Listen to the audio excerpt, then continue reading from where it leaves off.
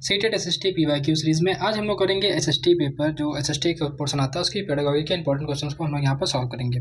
जैसा कि आप जानते हैं सीटेट पेपर 2 में 60 क्वेश्चन होते हैं हमारे सब्जेक्ट के, यानी कि अगर सोशल साइंस का आपका सब्जेक्ट है जिसमें से आपसे 60 सवाल पूछे जाएंगे, वहाँ पर आपसे 40 क्वेश्चन जो है कहाँ से आएंगे, 40 क्वेश्चन आएंगे आपके सब्जेक्ट से और 20 क्वेश्चन आएंगे आपकी पेडागोगी से। तो पेडागोगी बहुत ही इंपॉर्टेंट है हर सब्जेक्ट की। तो चलिए आज हम लोग करेंगे वो सवाल जो आपके एग्जाम में बार बार पूछे जाते हैं। तो वीडियो को पूरा देखिएगा, एक बेटर रिवीजन आपका हो जाएगा और हो सकता है आपके एग्जाम में यहाँ से क्वेश्चन भी आ गया। तो चलिए देखते हैं। पहला क्वेश्चन है हमारा, यहाँ पर कहा गया if social science text book contain an issue that may create discomfort in the classroom what should a teacher do. यानी यहाँ पर कहा गया यदि सामाजिक विज्ञान में पाठ्य पुस्तक में ऐसा मुद्दा आता है जिससे कक्षा में असुविधा यानी कि डिस्कम्फर्ट होता है, तो शिक्षक को क्या करना चाहिए। तो चलिए देखते हैं क्या करना चाहिए। पहला ऑप्शन है हमारा ऐसे मुद्दों पर चर्चा नहीं करनी चाहिए, या फिर दूसरा है इग्नोर सच इशूज, यानी कि ऐसे मुद्दों को अनदेखा कर देना चाहिए, इग्नोर करना चाहिए।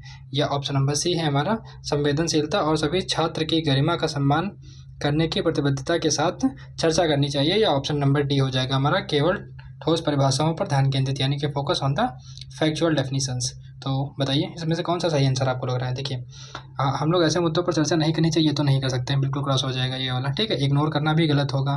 तो हम लोग क्या करेंगे, डिस्कस करेंगे ना, सेंसिटिविटी के साथ में, कमिटमेंट के साथ में, respect the dignity of all students, सभी बच्चों की डिग्निटी को ध्यान में रखते हुए हम लोग क्या करेंगे, डिस्कशन करेंगे। तो ये हमारा कौन सा हो जाएगा, ऑप्शन नंबर सी। मान लीजिए कोई ऐसा मुद्दा आ गया, आपने पढ़ा रहे हैं कास्ट सिस्टम वाला मुद्दा आ गया, कोई बच्चा ऐसा है जो दलित समुदाय से आ रहा है, किसी ऐसे भी डिप्रेस्ड क्लास से आ रहा है, तो थोड़ा सा उसको डिस्कम्फर्ट ना फील हो, उस तरीके से हम लोग को ध्यान में रखते हुए तो कैसे करेंगे, उन सब बातों का ध्यान रखते हुए हम लोग बच्चों को समझाएंगे। चलिए अगला क्वेश्चन है हमारा प्रश्न नंबर 2। यहाँ पर कहा गया as a teacher how will you guide student to identify prejudice. तो यहाँ पर कहा गया एक शिक्षक के रूप में आप छात्रों के पूर्वाग्रह प्रेजुडिस यानी कि पहचानने के लिए कैसे मार्गदर्शन करेंगे। बताइए पूर्वाग्रह को कैसे टैकल करेंगे आप। तो पहला ऑप्शन है हमारा उन्हें केवल सरकारी दस्तावेजों का उपयोग करने के लिए कहेंगे, ask them to use only government documents, या फिर इनकरेज करेंगे them to look for the evidence for what they are read. या फिर हमारा ऑप्शन नंबर सी हो जाएगा किसी विशेष घटना के लिए उपलब्ध विभिन्न स्रोतों को देखने के लिए कहना। हम उनसे कहेंगे कि कुछ विशेष घटना के लिए कुछ विभिन्न स्रोत हैं उनको देखिए। या फिर ऑप्शन नंबर डी हो जाएगा हमारा ask them to refer only to source published by the famous personalities, केवल प्रसिद्ध व्यक्तियों द्वारा प्रकाशित स्रोतों के लिए देखने के लिए कहना। तो बताइए कौन सा होगा। हमें क्या करना है, स्टूडेंट की आइडेंटिफाई करनी है प्रेजुडिस को, यानी कि पूर्वाग्रह को। तो कैसे करेंगे, तो यहाँ पर होगा हमारा सही आंसर कौन सा हो जाएगा, सही हो जाएगा हमारा वे पढ़ते हैं उनके प्रमाण यानी कि एविडेंस तलाशने के लिए प्रोत्साहित करना होगा। हम उनसे कहेंगे कि आपको ऐसा पढ़ना है कि आप कोई एविडेंस, मतलब इनकरेज करेंगे उन्हें कि देखिए एविडेंस क्या है, व्हाट फॉर द रीड, आप क्या पढ़ रहे हैं उसका एविडेंस क्या है, उसका साक्ष्य क्या है, उसका सोर्स क्या है। तो हम लोग क्या करेंगे, उसको इनकरेज करेंगे। ऑप्शन नंबर बी हमारा सही हो जाएगा।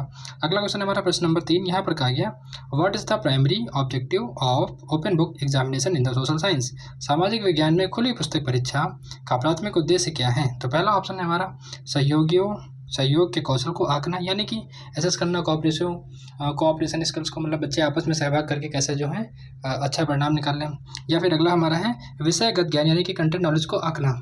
या ऑप्शन नंबर सी होगा हमारा एसेस करना रिस्पांस को और क्रिटिकल थिंकिंग स्किल को। या फिर एसेस करना only speed of the finding answer. क्या ऐसा हो सकता है, हम लोग स्पीड फाइंड करने के लिए करेंगे तो ये वाला ऑप्शन हमारा गलत हो जाएगा, ये तो नहीं हो सकता। बच्चे 3 ऑप्शन में देखिए, तो सहयोग के कौशल को आंकना, या फिर विषयगत ज्ञान यानी कंटेंट नॉलेज को आंकना, या फिर हमारा हो जाएगा एसेस करना रिस्पांस और क्रिटिकल थिंकिंग को। तो यहाँ पर यही हमारा सही हो जाएगा प्रतिक्रिया और आलोचनात्मक सोच के कौशल को आंकना। तो सही वाला हमारा बिल्कुल सही हो जाएगा। अगला क्वेश्चन है प्रश्न नंबर 4। यहाँ पर कहा गया while discussing the topic minimum wages, यानी कि न्यूनतम वेतन विषय पर चर्चा करते समय शिक्षक को किस बात पर ध्यान केंद्रित करना चाहिए, किस पर ध्यान देना चाहिए। तो सबसे पहले हम करेंगे, पहला ऑप्शन है हमारा मजदूर के हितों की रक्षा को, या फिर उत्पादकों यानी कि protection of the producers interest को, या फिर प्रोटेक्शन करेंगे किसका, कंज्यूमर के इंटरेस्ट को, या फिर ऑल ऑफ द एबव। तो बताना है आपको यहाँ पर सही आंसर कौन सा होगा। तो बताइए कौन सा इसका सही हो जाएगा। जब मिनिमम वेजेस की हम लोग बात करेंगे तो हमें क्या करना होगा, मिनिमम वेजेस किसको मिलते हैं, वेजेस मिलता है न्यूनतम वेतन के लिए हम लोग ध्यान देंगे मजदूरों पर, यानी कि मजदूरों के हितों की रक्षा करने के लिए। इसमें प्रोड्यूसर का कोई मतलब ही नहीं होता, यानी ये वाला ऑप्शन गलत हो गया, ये गलत हो गया तो ऑल ऑफ दिस वाला भी गलत हो गया। तो यहाँ पर सही आंसर कौन सा होगा, यानी कि मजदूरों के हितों की रक्षा, पहला वाला बिल्कुल सही हो जाएगा। अगला क्वेश्चन है हमारा प्रश्न नंबर 5। यहाँ पर कहा गया which of the following pictures photograph given in the social science text book, यानी कि सामाजिक विज्ञान की पाठ्य पुस्तकों में दिए गए चित्र और फोटोग्राफ का क्या महत्व है। बताना है आपको उनका महत्व क्या है, क्यों दिए गए हैं उसमें। तो पहला ऑप्शन है हमारा they explain the concept, explain करते हैं किसको, कॉन्सेप्ट को, या फिर they create the curiosity and attention, मतलब वे जिज्ञासा उत्पन्न करते हैं और ध्यान केंद्रित करते हैं, बच्चे के अंदर क्यूरियोसिटी पैदा करते हैं और अटेंशन अट्रैक्ट करते हैं। जैसे कि हम लोग पार्लियामेंट के बारे में पढ़ा रहे हैं, तो पार्लियामेंट की जो इमेज बनी हुई होगी तो बच्चा थोड़ा देखिएगा कैसा क्या बना हुआ है, तो उन चीज़ों पे उसका ध्यान जा रहा है, यानी कि थोड़ा सा अट्रैक्शन क्रिएट कर रहे हैं और क्यूरियोसिटी पैदा कर रहे हैं। या फिर to help to understand the concept better than words, यहाँ पर कॉन्सेप्ट को अच्छे समझाने के लिए, शब्दों से ज़्यादा बेहतर तरीके से कॉन्सेप्ट को समझाने के लिए हम लोग इन चित्रों का यूज़ करते हैं। या फिर ऑप्शन नंबर डी हो जाएगा हमारा, ये केवल पुस्तकों को आकर्षक बनाने के लिए भराव सामग्री है, मतलब they are the only filler to make the book attractive, ऐसा तो नहीं है, ये वाला ऑप्शन हमारा बिल्कुल गलत हो जाएगा। अब आप बताइए यहाँ पर इनमें से कौन सा इसका सही आंसर होगा। तो ये हमारा क्वेश्चन नंबर 5 है, तो यहाँ पर सही आंसर कौन सा हो जाएगा, क्यूरियोसिटी पैदा करना और अट्रैक्शन यानी कि ध्यान को आकर्षित करने के लिए। ठीक है, तो बी वाला हमारा सही हो जाएगा। अगला क्वेश्चन हमारा प्रश्न नंबर 6 यहाँ पर कहा गया, क्वेश्चन नंबर 6 यहाँ पर कहा गया, which teaching approach is most suitable for developing democratic culture in the classroom. यहाँ पर कहा गया कक्षा में लोकतांत्रिक संस्कृति विकसित करने के लिए सबसे उपयुक्त शिक्षण दृष्टिकोण क्या होगा। तो पहला ऑप्शन है हमारा, केवल पाठ्य पुस्तक में दी गई जानकारी प्रदान करना। आपको जो क्या करना है, डेवलप करना है डेमोक्रेटिक लोकतांत्रिक कल्चर, तो क्या करें, केवल पाठ्य पुस्तक में दी गई जानकारी प्रदान करना। अगला हमारा है, दूसरा है वाद विवाद परामर्श के माध्यम से अधिगम के सहयोगी, मतलब करना क्या होगा, आपको एक लर्निंग को एक पार्टिसिपेटरी प्रोसेस बनाना होगा, किसके जरिए, डिबेट के जरिए और डिस्कशन के जरिए, कोई मैटर होगा उस पर डिबेट होगी, डिस्कशन होगा, तो ये क्या हो जाएगा हमारा, अधिगम को सहभागी प्रक्रिया बनाना हो जाएगा। अगला होगा working on the self awareness to reduce the prejudice arising from the socio cultural differences. यहाँ पर कहा सामाजिक सांस्कृतिक भिन्नताओं से उत्पन्न पूर्वाग्रह को कम करने के लिए आत्मबोध पर ध्यान काम करना। या फिर ऑप्शन नंबर डी हो जाएगा, बाजार में उपलब्ध तैयार परियोजनाओं पर ध्यान देना। तो बताना है आपको यहाँ पर सही आंसर कौन सा होगा, बताइए कौन सा लग रहा है आपको यहाँ पर सही हो जाएगा, कौन सा टीचर जो है अप्रोच यूज़ करेगा डेमोक्रेटिक एटमॉस्फेयर के लिए। तो यहाँ पर जो सही है वाद विवाद वाला, यानी कि हमें क्या करना होगा, डिबेट और डिस्कशन पर ध्यान देना होगा। तो ऑप्शन नंबर बी हमारा बिल्कुल सही हो जाएगा। अगला क्वेश्चन हमारा प्रश्न नंबर 7 यहाँ पर कहा गया, which topic is suitable for debate. कौन सा टॉपिक सुटेबल है के लिए debate in social science classroom, यानी कि सामाजिक विज्ञान की कक्षा में वाद विवाद के लिए कौन सा विषय उपयुक्त है। पहला ऑप्शन है हमारा मेजर लैंडफॉर्म ऑफ अर्थ, यानी कि पृथ्वी के प्रमुख स्थल रूप। या फिर ऑप्शन नंबर बी हो जाएगा गवर्नमेंट के initiative for the poverty eradication. तो बताना है आपको गरीबी उन्मूलन के लिए सरकार की पहल। या फिर यूनिवर्सल एडल्ट फ्रेंचाइज, यानी कि सार्वभौमिक वयस्क मताधिकार। या फिर ऑप्शन नंबर डी हो जाएगा impact of technology on employment generation, यानी कि रोजगार सृजन में प्रौद्योगिकी का प्रभाव। तो बताइए कौन सा होगा, कौन सा सबसे अच्छा टॉपिक है क्लासरूम में सोशल साइंस में डिस्कशन के लिए। तो सही आंसर होगा हमारा गवर्नमेंट के इनिशिएटिव को, क्योंकि हम लोग यहाँ पर बात कर रहे हैं सामाजिक विज्ञान की, समाज से रिलेटेड हुई बात है, यानी कि सोशल साइंस के बारे में।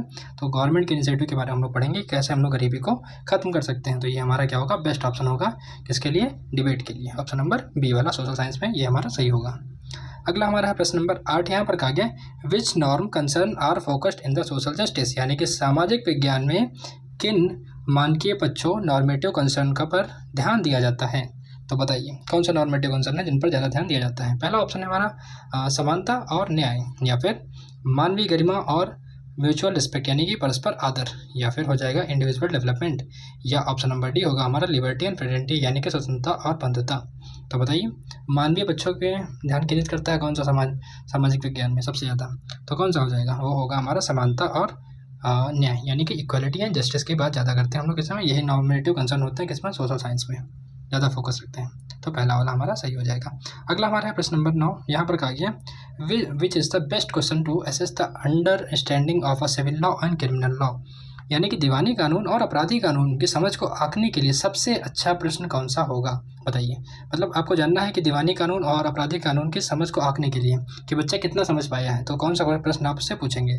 पहला हम लोग क्या करेंगे, समाचार पत्र से किसी अपराध को चुनें और कारणों सहित वर्गीकृत करें कि वह दीवानी है या अपराधी है। मतलब सेलेक्ट करेंगे क्राइम फ्रॉम द न्यूज़पेपर और कहेंगे classify it with the reason कि ये क्यों सिविल है या फिर क्रिमिनल केसेस हैं।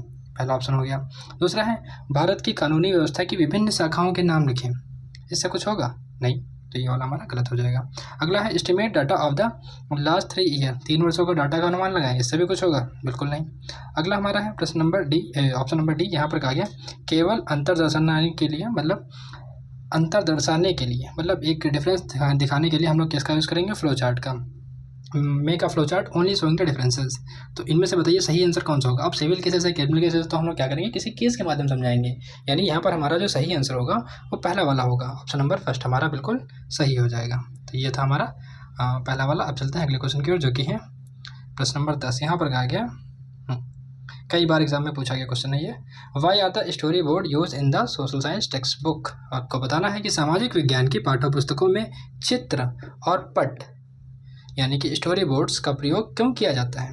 पहला ऑप्शन है हमारा, increase the beauty of book, book की सुंदरता बढ़ाने के लिए, to attract attention through the lively presentation and prepare the student for discussion, यानी कि जीवांत प्रस्तुति द्वारा विषय को ध्यान और आकर्षित और चर्चा के मानसिक तैयारी के लिए करना। या फिर ऑप्शन नंबर सी होगा हमारा, एंटरटेनमेंट के पर्पज़ के लिए, बच्चे का मनोरंजन हो जाए उसके लिए। या फिर हमारा ऑप्शन नंबर डी दिया गया है, कहानियों को आसानी से ढूंढने के लिए। तो बताइए यहाँ पर स्टोरी बोर्ड का यूज़ क्यों करते हैं सोशल साइंस में। सिंपल सी बात है, स्टोरी बोर्ड का यूज़ क्यों किया जाता है। 4 ऑप्शन है आपके पास, कौन सा इसका सही आंसर होगा। तो सिंपल सी बात है, हम लोग क्या करेंगे, अट्रैक्ट करेंगे, क्या करेंगे, अटेंशन को अट्रैक्ट करेंगे। काहे के जरिए, एक लाइवलीहुड प्रेजेंटेशन यानी कि जीवांत प्रस्तुति के द्वारा, और प्रिपेयर करेंगे स्टूडेंट को काहे के लिए, डिस्कशन के लिए। तो ये हमारा ऑप्शन बिल्कुल सही हो जाएगा, ऑप्शन नंबर बी हमारा सही आंसर है। अगला क्वेश्चन है हमारा प्रश्न नंबर 11। यहाँ पर कहा गया, what is the main M, यानी कि जो हमारा सामाजिक विज्ञान शिक्षण का मुख्य उद्देश्य क्या है विद्यालयों में। What is the main M of social science teaching in the schools. हम लोग सोशल साइंस को पढ़ाने का मेन उद्देश्य क्या है, सोशल साइंस को क्यों पढ़ाते हैं स्कूल में, इसका बताना है आपको यहाँ पर आंसर। तो पहला ऑप्शन है हमारा, छात्रों में अपनी सामाजिक और भौतिक संसार को समझने के लिए सही ज्ञान और मनोवृत्ति विकसित करना, यानी कि डेवलप करना करेक्ट नॉलेज एटीट्यूड किसके अंदर, बच्चे के अंदर, to understand the social and physical world के बारे में। तो पहला ऑप्शन ये हमारा है। दूसरा है, प्रोवाइड करना only information about the historical period. अब देखिए, ये जो ओनली होते हैं ना, ये अक्सर जो है एक्सट्रीम वर्ड में आते हैं, और ये ऑप्शन सीटेट के एग्जाम में मेनली गलत होते हैं। तो यहाँ पर भी आप ये ओनली देखिएगा तो ये गलत ही होंगे। चलिए यहाँ पर पढ़ते हैं, देखिए सेंस क्या निकल रहा है। यहाँ पर क्या किया, to develop only the experimental scientific investigation. यहाँ पर only about the information of historical period, मतलब हम लोग को ऐतिहासिक काल की सूचना प्रदान करनी है, या फिर केवल प्रौद्योगिकी वैज्ञानिक जांच विकसित करना है, या ऑप्शन नंबर डी है, परीक्षा में अच्छे अंक प्राप्त करना है। तो सिंपल सी बात है, तीनों ही आंसर गलत दिखाई पड़ रहे हैं। हम लोग क्यों पढ़ाएंगे बच्चे को, ताकि छात्र अपने सामाजिक और भौतिक संसार को समझने के लिए सही ज्ञान को प्राप्त कर सकें। तो हमारा पहला वाला बिल्कुल सही हो जाएगा। अगला हमारा है प्रश्न नंबर 12। यहाँ पर देखते हैं कौन सा इसका सही आंसर होगा। विच सब topics are the most appropriate while preparing a lesson plan. मतलब कौन सा सब टॉपिक जो है बहुत ही सही होगा किसके लिए, लेसन प्लान को बनाने के लिए। और थीम कौन सी है, मार्केट है। मार्केट थीम के लिए आपको लेसन प्लान बनाना है, तो आपको सब थीम कौन सी सेलेक्ट करनी होगी। पहला ऑप्शन है हमारा, टाइप्स ऑफ मार्केट, या फिर देयर चेन, यानी कि बाजारों के प्रकार और उनकी श्रृंखलाएं। या फिर ऑप्शन नंबर बी है हमारा, unequal opportunities in the market, यानी कि बाजारों में असमान अवसर। या ऑप्शन नंबर सी होगा हमारा, bargaining in the market, bargaining होगा। या फिर ऑप्शन नंबर डी हो जाएगा हमारा, एग्रीकल्चर प्रोडक्शन एक्टिविटीज़। तो बताइए लेसन प्लान के लिए कौन सा सबसे अच्छा टॉपिक आप होगा जो उसमें से लेंगे। तो यहाँ पर जो हमारा सही आंसर होगा वो टाइप्स ऑफ मार्केट होगा। थीम्स के लिए हम लोग क्या करेंगे, टाइप्स ऑफ मार्केट, क्योंकि हमारी थीम क्या है, मार्केट है। तो मार्केट के बारे में हम लोग किस पे बताएंगे, उसके टाइप्स क्या होते हैं, उनकी चेंज कैसे होते हैं, तो इसके बारे में हम लोग किस पे लेसन प्लान बनाएंगे, ये वाला टाइप्स ऑफ मार्केट और देयर चेंज। अगला हमारा प्रश्न नंबर 13। यहाँ पर कहा गया है, क्वेश्चन है, to break the gender stereotypes in the classroom. Most important question है, कई बार एग्जाम में पूछा गया है, ठीक है। तो यहाँ पर कहा गया है, ब्रेक करना है किसको, जेंडर स्टीरियोटाइप्स को इन the classroom. What should a teacher do. यहाँ पर क्या, कक्षा में जो है जेंडर आधारित रूढ़िवादी धारणाओं को तोड़ने के लिए शिक्षक को क्या करना चाहिए। तो पहला ऑप्शन है हमारा, make boy and girl sit together, यानी कि लड़के और लड़कियों को साथ बैठा लिए, और चेंज सीट अरेंजमेंट वीकली, और मतलब वीकली में सीटों का अरेंजमेंट को चेंज करिए। तो पहला ऑप्शन ये हो गया। दूसरा क्या है हमारा, ऑर्गेनाइज करिए जेंडर न्यूट्रल एक्टिविटीज़, ऐसी गतिविधियाँ कराइए जिसमें जेंडर न्यूट्रल एक्टिविटीज़ हों। तीसरा क्या है हमारा, divide responsibility like cleanliness equally among the boys and girls, यानी कि स्वच्छता जैसी जिम्मेदारियाँ जो हैं छात्र और छात्राओं में समान रूप से बांटना है आपको, कोई भी मतलब वो नहीं करना, डिस्क्रिमिनेशन नहीं करना है। ऑप्शन नंबर डी हमारा दिया गया, लड़कों और लड़कियों की उत्तर पुस्तिकाएं एक दूसरे से जांच करवाना। तो बताइए यहाँ पर कैसा क्या काम करें हम जिससे उनकी रूढ़िवादिताओं को मतलब ख़त्म किया जा सके। तो बताइए कौन सा होगा इसका सही आंसर। तो सही होगा हमारा, हमें ऑर्गेनाइज करना होगी ऐसी न्यूट्रल एक्टिविटीज़ को जिसमें लड़का लड़की कोई भेद ना रहे, यानी कि लिंग तटस्थ गतिविधियों का आयोजन करना। ऑप्शन नंबर बी हमारा बिल्कुल सही हो जाएगा, ध्यान रखना बाकी सारे ऑप्शन गलत हो जाएंगे। अगला हमारा है प्रश्न नंबर 14। गलत नहीं होते हैं, आमतौर पर सीटेट में ऑप्शन आसपास के ही होते हैं, थोड़ा सा मैच करे होते हैं, आपको दिमाग लगाना होता है कि कौन सा बिल्कुल सही होगा। कहीं ना कहीं थोड़ा बहुत सब में सही होती है, लेकिन जो आपको बिल्कुल सही दिखेगा वही सही आंसर होता है। तो चलिए आगे देखते हैं।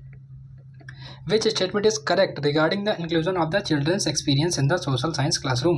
आपको बताना है कि यहाँ पर कौन सा कथन है जो कि करेक्ट है। Inclusive of children's experience in the social science classroom, सामाजिक विज्ञान कक्षा में बच्चों के अनुभवों को शामिल करने में संबंध में कौन सा कथन सही है। सही है कथन पूछा गया है। पहला ऑप्शन है हमारा जो हमारे चिल्ड्रन होते हैं वो एक्सपीरियंस लेते हैं bring from the outside into the classroom, मतलब बच्चे बाहरी विश्व के अनुभव कक्षा में लाते हैं। दूसरा ऑप्शन है हमारा बच्चों के अनुभवों को ज्यों का त्यों शामिल करना चाहिए। या फिर ऑप्शन नंबर सी है हमारा रियलिटी एनालाइज, पहले एनालाइज करनी चाहिए, डिस्कशन करना चाहिए, how to move toward the ideals, यानी कि यथार्थ को दर्शाते हुए विश्लेषण करना चाहिए, आदर्श की ओर कैसे बढ़ें इस पर चर्चा करनी चाहिए। अगला हमारा है तो यहाँ बताना है आपको इनमें से कौन सा होगा। यहाँ पर 3 ही ऑप्शन है, तो बताइए कौन सा होगा, 14 का सही आंसर कौन सा होगा। तो हम क्या करेंगे, चिल्ड्रन जो है मतलब स्टेटमेंट यहाँ पर पूछा गया कौन सा सही है, तो यहाँ पर सही स्टेटमेंट होगा जो बच्चे होते हैं वो क्या करते हैं बाहरी विश्व के अनुभव को कक्षा में लाते हैं, मतलब उनका जो बाहर का अनुभव होता है उसके साथ ही वो कक्षा में आते हैं, तो ये हमारा बिल्कुल सही हो जाएगा। अगला हमारा है प्रश्न नंबर 15। यहाँ पर कहा गया है पाठ्य पुस्तक के उपयोग में संबंध में सही दृष्टिकोण क्या है, मतलब पाठ्य पुस्तक के कंटेक्स्ट में कौन सा अप्रोच इसमें सही होगा। पहला ऑप्शन है हमारा टेक्स्ट बुक कैसी होनी चाहिए, should be considered the only source of knowledge, मतलब पाठ्य पुस्तक को ज्ञान का एकमात्र स्रोत मानना चाहिए। ऐसा तो बिल्कुल नहीं है, हमें एटमॉस्फेयर से भी सीखना चाहिए, सोसाइटी से भी सीखना चाहिए और खेल करके भी सीखना चाहिए, तो सारी चीज़ें होती हैं, यानी कि टेक्स्ट बुक वाला ऑप्शन हमारा बिल्कुल सही नहीं होगा। अगला हमारा है student should be encourage to read beyond the textbook, हमें क्या करना चाहिए छात्रों को पाठ्य पुस्तक से परे जा करके अन्य स्रोतों से पढ़ने के लिए प्रोत्साहित करना चाहिए। या फिर ऑप्शन नंबर सी है हमारा सूचनाओं को छात्रों के स्वयं के अवलोकन के साथ जोड़ने में मदद करनी चाहिए। तो बताना है आपको यहाँ पर भी 3 ऑप्शन है, कौन सा इसका सही आंसर होगा। तो देखिए सही हो जाएगा, यहाँ पर हमें क्या करना चाहिए स्टूडेंट को हमें इनकरेज करना चाहिए कि आप पुस्तक के बाहर जाकर के भी बातों को समझें, मतलब किताबी ज्ञान में ही सिर्फ सीमित नहीं रहना है, आपको अलग अलग चीज़ों से एक्टिविटीज़ करके आपको ज्ञान को प्राप्त करना है। तो ये हमारा हो जाएगा ऑप्शन नंबर बी बिल्कुल सही। अगला है प्रश्न नंबर 16। यहाँ पर कहा गया है what is the constructive approach to remove the misconception among the student, यानी कि छात्रों के बीच फैली भ्रांतियों को दूर करने का रचनात्मक दृष्टिकोण क्या है। पहला ऑप्शन है हमारा भ्रांतियों को अनदेखा करना, क्या करेंगे हम लोग भ्रांतियों को अनदेखा कर देंगे। या फिर ऑप्शन नंबर बी हो जाएगा सजा देना या फिर लटाना। या ऑप्शन नंबर सी हो जाएगा भ्रांतियों के प्रयोक्तर हेतु चर्चा के मौके उपलब्ध कराना। तो बताइए यहाँ पर कौन सा होगा इनमें से सही आंसर। छात्रों के बीच फैली भ्रांतियों को दूर करने के लिए हमें क्या करना चाहिए, कैसा जो है मिसकंसेप्शन को दूर करने के लिए, तो यहाँ पर सही आंसर हो जाएगा हमारा उनको क्या करेंगे हम लोग अपॉर्चुनिटीज़ को प्रोवाइड करेंगे, डिस्कशन करेंगे और रिस्पॉन्स करेंगे मिसकंसेप्शंस पे, मतलब भ्रांतियों के प्रयोक्तर हेतु चर्चा के मौके उपलब्ध कराना। जो भी भ्रांति है उसके लिए हम लोग डिस्कशन करेंगे क्लास में और फिर इसको जो है थोड़ा सा दूर करेंगे कि ये यहाँ पर गलती है और इसको हमें नहीं मानना चाहिए। तो ऑप्शन नंबर सी हमारा बिल्कुल सही हो जाएगा। अगला है प्रश्न नंबर 17। यहाँ पर कहा गया सामाजिक विज्ञान शिक्षण में सरल से जटिल की ओर बढ़ने के सही क्रम क्या है। बताना है आपको करेक्ट सीक्वेंस कहाँ से सिंपल से कॉम्प्लेक्स, किसमें सामाजिक शिक्षा में, मतलब यही सामाजिक विज्ञान में। तो पहला ऑप्शन है हमारा परिवार में रहना, दूसरा ऑप्शन हो जाएगा पड़ोस में परिवार यानी कि फैमिली इन द नेबरहुड। या फिर हमारा हो जाएगा ऑप्शन नंबर सी वाला यानी कि बहुत पहले से समुदाय community in of ancient times. या ऑप्शन नंबर डी होगा फॉरेस्ट रीजन ऑफ इंडिया।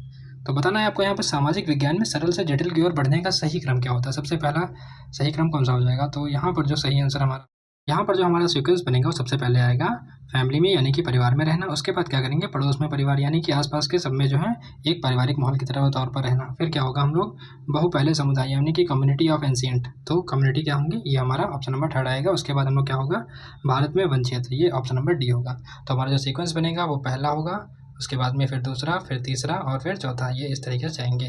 तो ये हमारा देखिए कौन सा ऑप्शन हो जाएगा, ये हमारा पहला वाला ऑप्शन है, पहले से दूसरा फिर तीसरा फिर चौथा, तो ये हमारा पहला वाला ही सही हो जाएगा। अगला क्वेश्चन है हमारा प्रश्न नंबर 18। यहाँ पर कहा गया which activity are the suitable for the studying local health facilities, यानी कि जो लोकल हेल्थ फैसिलिटीज़ है उसको पढ़ने के लिए हमें कौन सी जो है एक्टिविटीज़ करनी चाहिए। पहला ऑप्शन है हमारा स्थानीय स्वास्थ्य केंद्रों के भ्रमण करने चाहिए यानी कि visit to the local health care centre. या फिर डिस्कस करना चाहिए why government should provide the health services to the poor, हमें इस बात पर चर्चा करनी चाहिए कि गवर्नमेंट जो है हेल्थ सर्विस पुअर को क्यों प्रोवाइड करती हैं या फिर गरीबों को क्यों देती हैं। अगला है विश्व में कुपोषण के आंकड़े दिखाना, मतलब show the malnutrition data of the world. या फिर ऑप्शन नंबर डी होगा only memorising the health related fact, मतलब बच्चों को याद कराना है रिलेटेड फैक्ट। तो ये तो नहीं हो सकता, सिंपल सी बात है, ओनली भी लगा है और दूसरी बात है इसका सेंस भी नहीं निकल रहा, तो ये वाला भी हमारा गलत हो जाएगा। आंकड़े दिखा करके भी हम कुछ खास नहीं प्रस्तुत कर पाएंगे।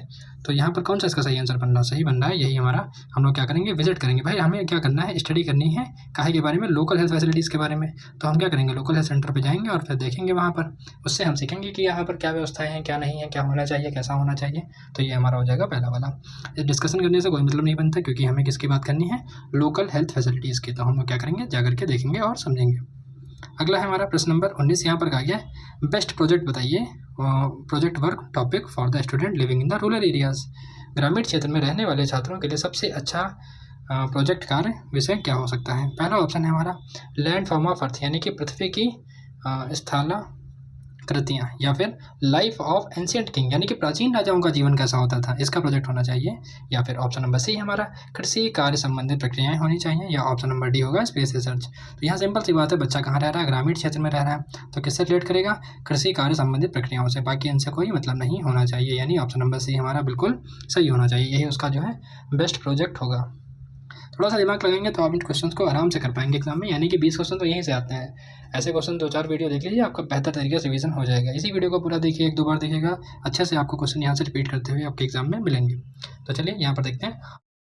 तो अब तक आपने वीडियो को लाइक ना किया हो तो लाइक कर दीजिए, चैनल को शेयर ना किया हो तो कर दीजिएगा। और चैनल पर अदर इंपॉर्टेंट वीडियोज़ हैं, जैसे SST के PYQs हैं, कई सारे करवा रखे हैं हमने, और CDP के 100 से ज़्यादा PYQs के वीडियोज़ के मैराथन है, EVS के हैं। तो ये सारी वीडियोज़ को आप देखिए, ताकि आप एग्जाम में अच्छे से आराम से पास कर सकें। तो PYQ ही मैटर करता है एग्जाम के लिए, सीटेट एग्जाम के लिए PYQ ही मैटर करता है, तो जरूर करिएगा। और चलिए हम देखते हैं प्रश्न नंबर 20 को। यहाँ पर कहा गया सामाजिक विज्ञान के मानकीय पक्षों में क्या शामिल होता है, what is included in the normative concern of the social science. पहला ऑप्शन है हमारा इक्वालिटी एंड जस्टिस, यानी कि समानता और जस्टिस। ये क्वेश्चन हम कर चुके हैं, आपको देना है इसका आंसर, ये रिपीट हो चुका है, इसका आंसर कमेंट सेक्शन में आपको देना होगा। ये क्वेश्चन हमने अभी पहले किया था। अगला हमारा है प्रश्न नंबर 21। यहाँ पर कहा गया है what is relevant for the discussion on affirmative action या फिर पॉजिटिव डिस्क्रिमिनेशन। तो बताना होगा यहाँ पर अफर्मेटिव एक्शन क्या होता है और पॉजिटिव डिस्क्रिमिनेशन समझिए पहले।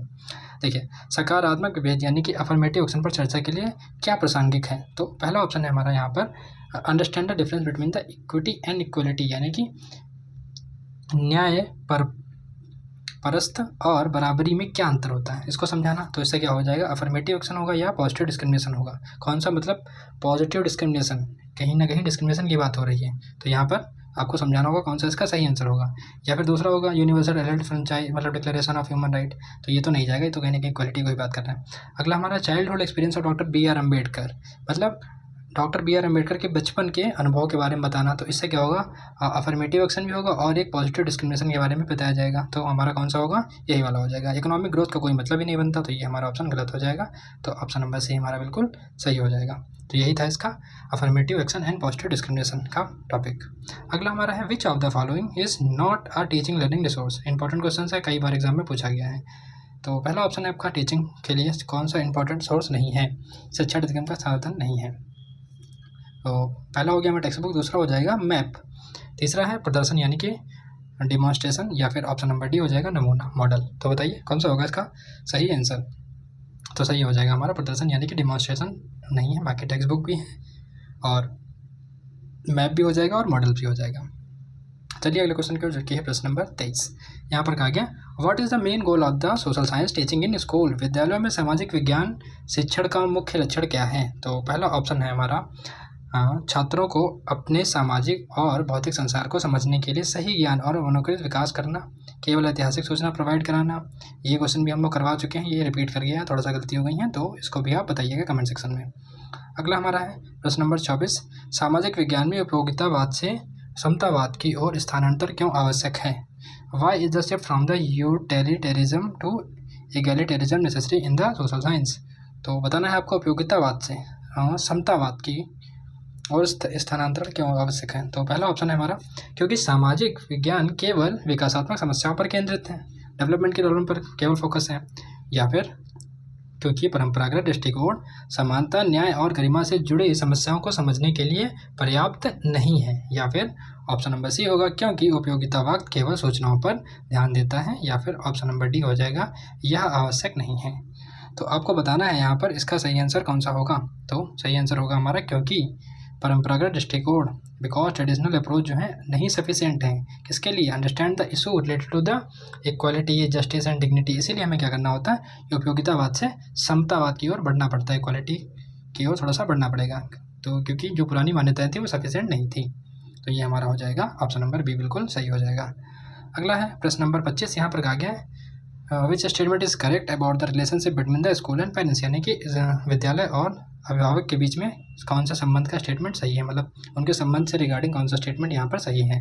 पहला है स्कूल में माता पिता बच्चों को शिक्षा में शामिल नहीं करना चाहिए, मतलब स्कूलों को माता पिता को बच्चों की शिक्षा में शामिल नहीं करना चाहिए। या फिर ऑप्शन नंबर बी है समुदाय के साथ संपर्क अधिगम में बाधा उत्पन्न करता है। या फिर ऑप्शन नंबर सी हो जाएगा स्कूल की दुनिया को बाहरी जीवन से जोड़ना चाहिए, अभिभावकों को भागीदारी महत्वपूर्ण है। तो सिंपल सी बात है, यही हमारा सही हो जाए क्योंकि ये सारे नेगेटिव सेंस दे रहे हैं, तो ये हमारे गलत हो जाएंगे। आखिरी वाला ऑप्शन क्या था हमारा, अभिभावकों को केवल परीक्षा परिणाम के समय बुलाना चाहिए, ऐसा बिल्कुल नहीं है। बच्चे आपको टीचर के तौर पर आपको उनको बुलाना चाहिए, समझाना चाहिए कि आपका बच्चा कहाँ वीक है, क्या करना चाहिए क्या नहीं करना चाहिए, सारी बातें आपको डिस्कस करनी चाहिए। यानी ऑप्शन नंबर सी हमारा बिल्कुल सही हो जाएगा।